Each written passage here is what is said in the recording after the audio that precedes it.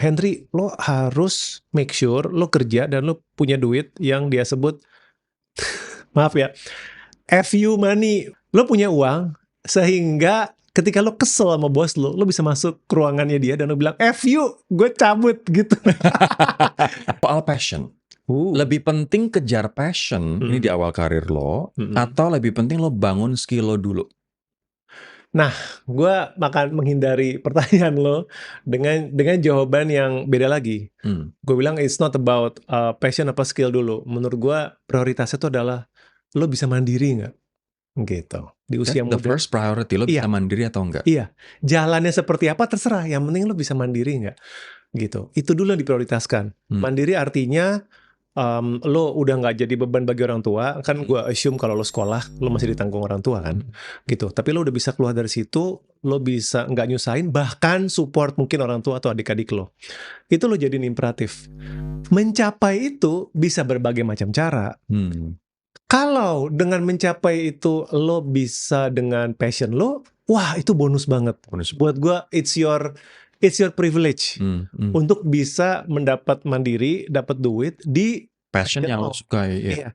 Tetapi kalau untuk mandiri itu lo kebetulan nggak bisa melakukan passion lo, it's okay tuh. Itu bukan hina gitu.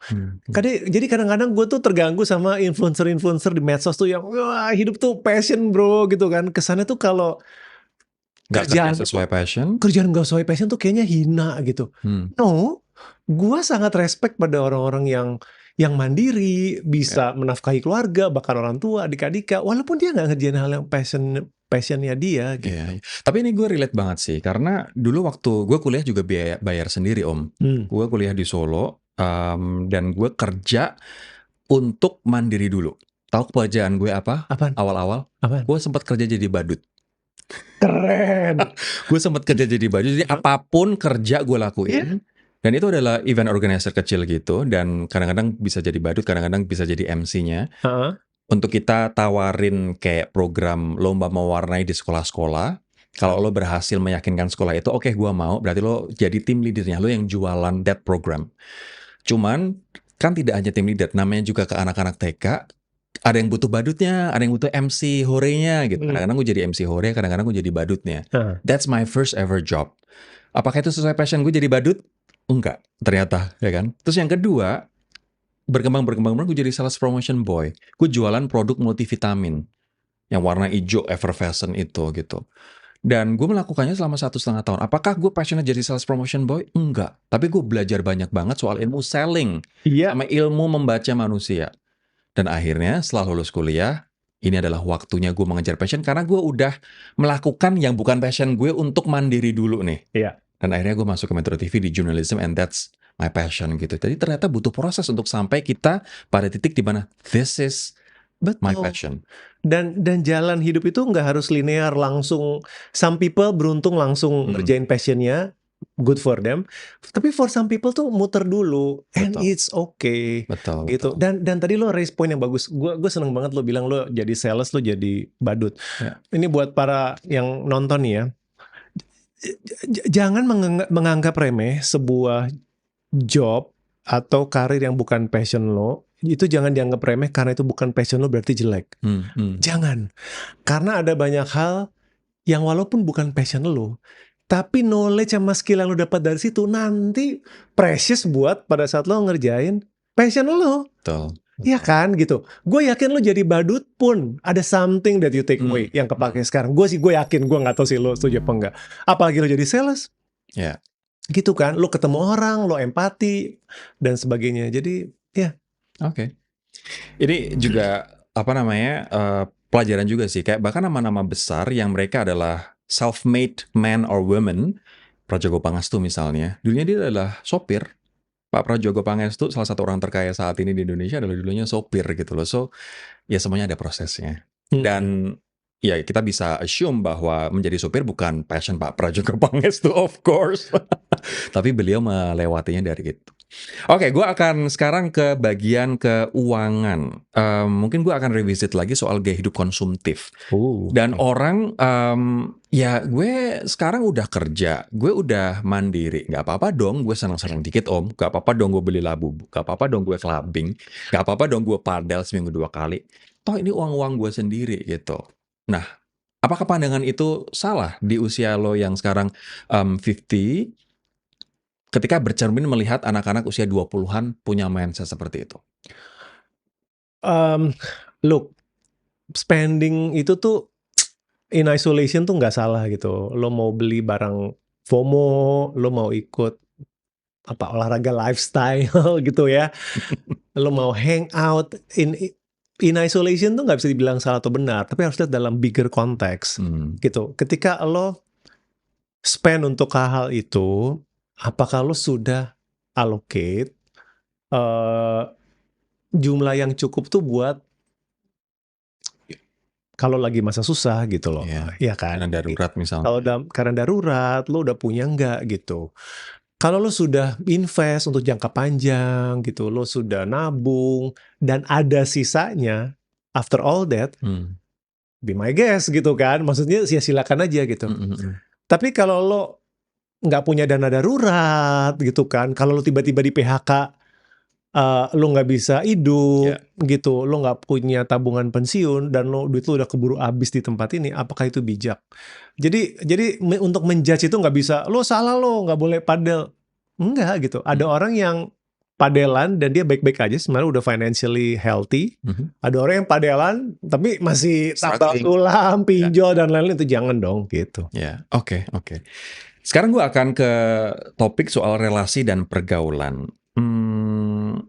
Oke. Soal pilih teman atau lingkungan dalam dia bergaul, kesalahan apa yang paling banyak anak muda temuin om? Ini kesalahan ini adalah gue pakai istilah ini. Pernah dengar ungkapan kalau berteman jangan milih-milih nggak? Ya kan? Kita kan dengan semuanya. Main terima aja kan wisdom itu kan, berteman jangan milih-milih. Waktu gue muda juga gue naif gitu kan. Oh iya itu bener tuh, kalimatnya bagus tuh, berteman jangan milih-milih. Makin ke belakang di usia gue sekarang, looking back gue bilang enggak, lo berteman harus milih-milih sih.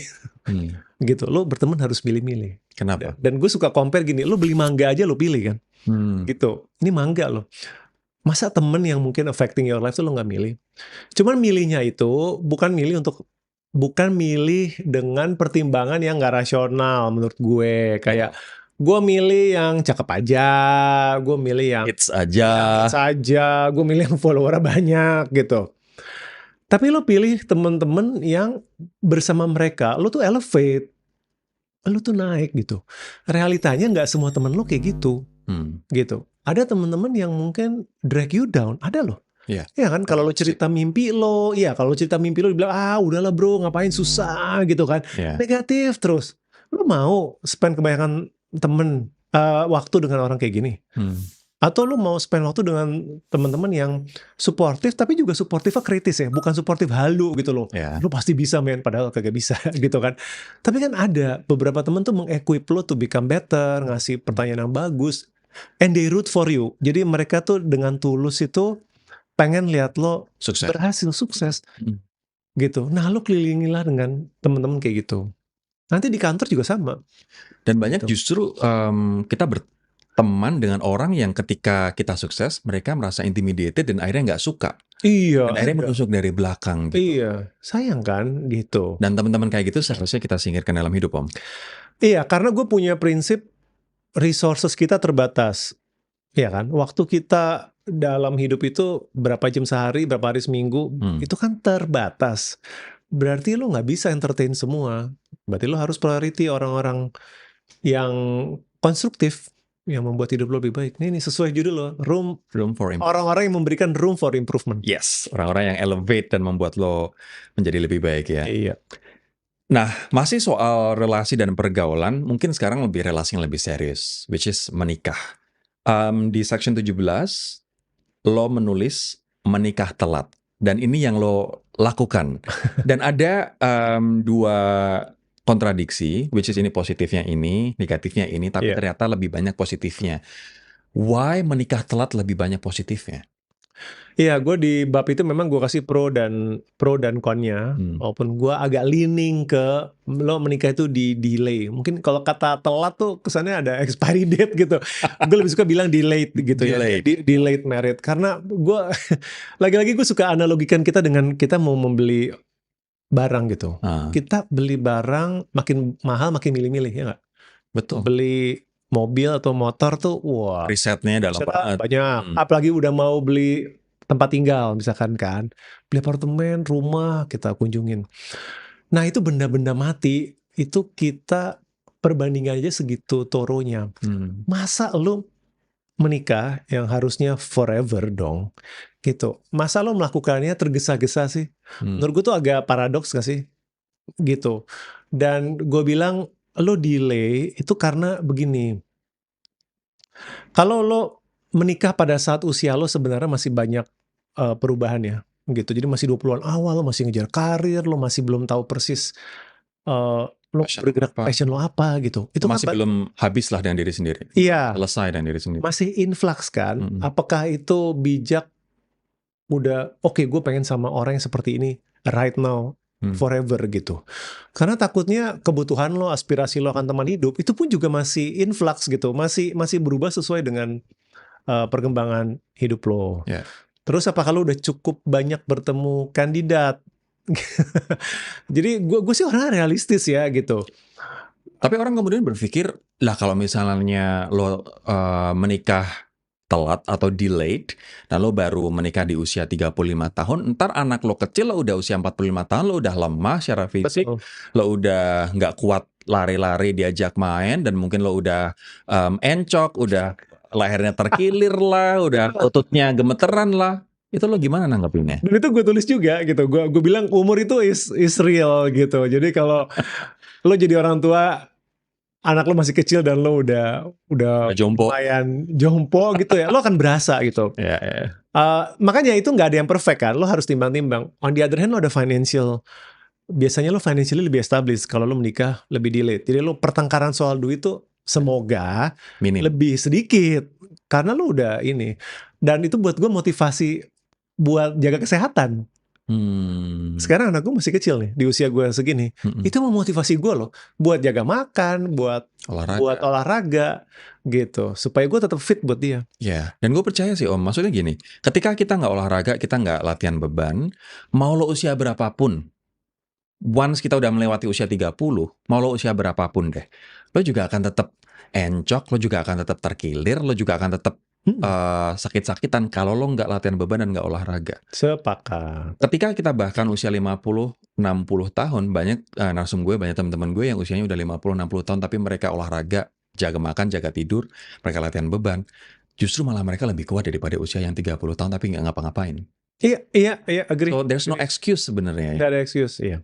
So teman-teman, menikah delayed marriage is really fine. Bahkan disarankan oleh Om Henry Manampiring.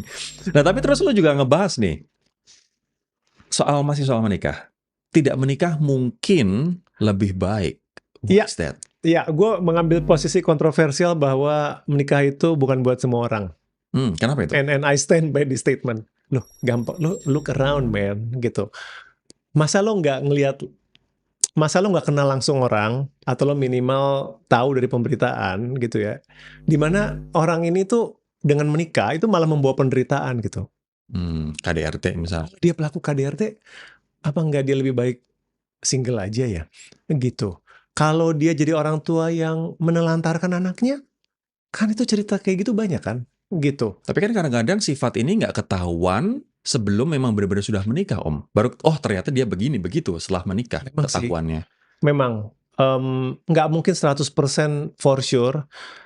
Tapi gua percaya kalau lo mau membuka mata, mungkin sebenarnya sainsnya itu sinyal-sinyalnya tuh ada gitu. Tapi memang nggak mungkin 100% gitu. Jadi itu kenapa gue bilang, you know what, mungkin menikah nggak bisa buat semua orang sih gitu. Beberapa orang itu memang sekedar nggak capable aja jadi partner atau jadi orang tua. Itu satu. Yang kedua, ada orang-orang yang sebenarnya happy aja nggak menikah. And it's great gitu. Gue punya teman-teman yang stay single sampai di usia 40-an, tapi gue melihat mereka genuinely happy gitu. Dan belum tentu kalau mereka dipaksa menikah, mereka se-happy sekarang gitu. Jadi itu sih menurut gue. Terus ada kekhawatiran, ya kalau misalnya nanti nggak menikah, gimana nanti hari tua, siapa yang nemenin kita?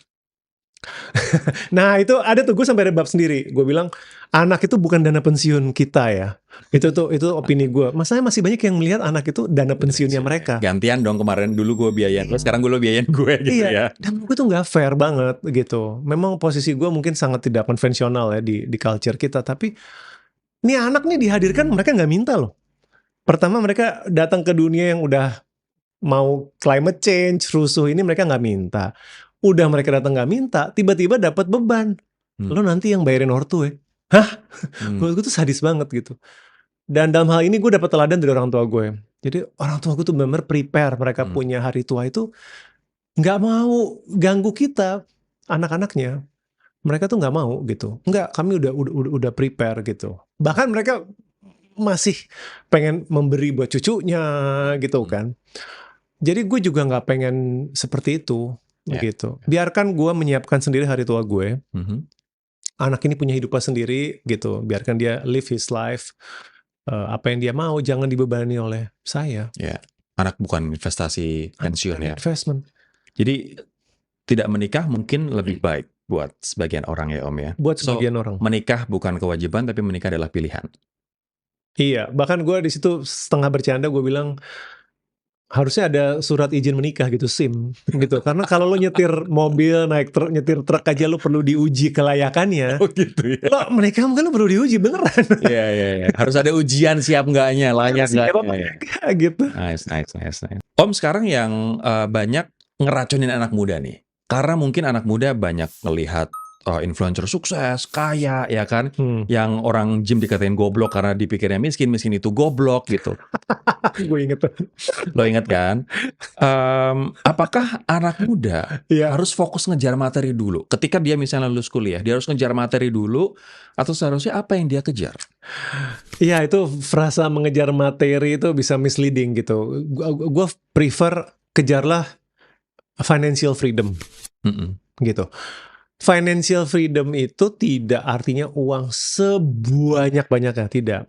Tapi financial freedom tuh buat gue adalah lo mencapai level di mana lo punya opsi. Gitu. Freedom tuh artinya lo punya opsi. Punya opsi misalkan ketika lo nggak happy dengan sebuah jalur karir gitu, lo bisa pindah tanpa ketakutan gitu kan. Ketika ekonomi lagi memburuk, misalkan ada badai PHK, lo juga nggak desperate gitu. Jadi freedom itu punya opsi. Nah, pas muda lo kejarlah membangun financial freedom itu gitu. Nah, itu tadi kalau lo terima uang ya jangan semuanya di-spend, lo investasi segala macam. Maka termasuk investasi di skill, Om. Iya, ini karena tadi topiknya materi, berarti gue bicara duit dulu ya dan investment, tapi skill juga. Skill juga, by the way. Karena skill itu memberikan lo opsi kan. Kalau lo sepanjang hidup lo cuma tahu satu expertise saja, tiba-tiba AI datang menggusur profesi lo bingung. Waktu gue muda, gue punya bos mentor gue. Ini kata-katanya mungkin sedikit kasar, tapi ini maksudnya bagus. Dia bilang gini, dan gue gak akan pernah lupa nasihatnya. Henry, lo harus make sure lo kerja dan lo punya duit yang dia sebut, maaf ya, FU money. Gue gak usah panjangin kan. FU money tahu ya, harus gue jelasin. Apaan tuh gue nanya gitu kan. Terus dijelasin, apa itu FU money? FU money itu adalah, lo punya uang, sehingga ketika lo kesel sama bos lo bisa masuk ke ruangannya dia dan lo bilang, FU, gue cabut gitu. Dan gue ketawa waktu itu, karena kan lucu kan. Tapi gue ngerti maksudnya. You have the freedom untuk make your own decision tanpa ketakutan, aduh gue harus ngemis sama kerjaan, sama orang ini, aduh gue di abuse di kantor nggak apa-apa deh, karena gue desperate banget, butuh duitnya. Enggak, you don't have to do that ketika lo punya FU money gitu, karena bodo amat gitu, gue masih bisa survive gitu.